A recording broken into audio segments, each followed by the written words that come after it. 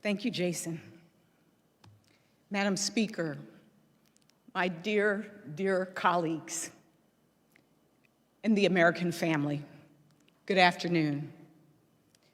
Let me begin, Madam Speaker, by thanking you for the opportunity for all of us to gather today and for this occasion to properly contextualize for history the events of January 6, 2021.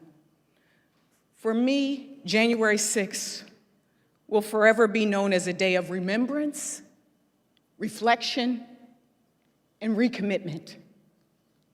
I remember waking up that morning tense, but excited to participate and witness the certification of Delaware's first American president. It was the culmination of a hard-fought campaign in the midst of a historic pandemic. I had no idea that the safest, most secure election of our lifetime would on that day turn into a violent insurrection. January 6th for me will forever be a day to remember how the light of acts of courage, small and large, defeated darkness. Heroes, staffers, custodians, police.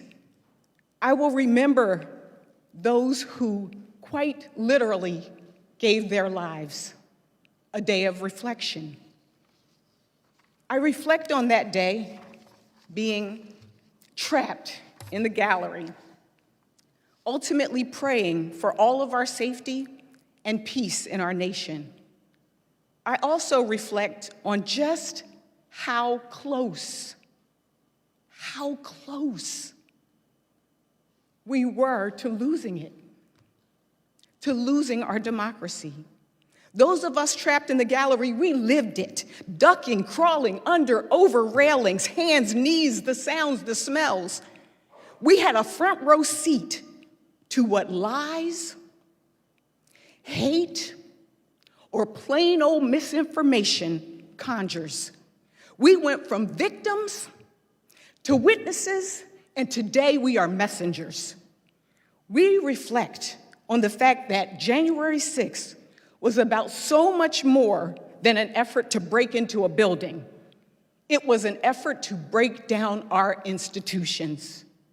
And I must admit to you, my colleagues, that over this past year, there have been times when I felt that justice was not swift enough. I felt sad, I felt mad, I felt bewildered that some minimize the day and continue to minimize it. But we don't give up.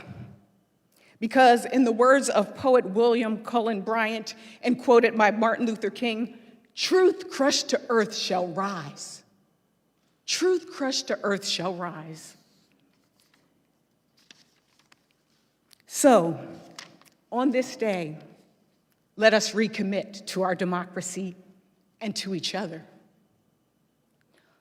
On the day that I was sworn into Congress, as many of my colleagues know, I was the first African American and the first woman from the state of Delaware elected to Congress, and I carried this scarf with me. It marked an X that my great-great-great-grandfather used to sign this returns of qualified voter registration of 1867 in Georgia.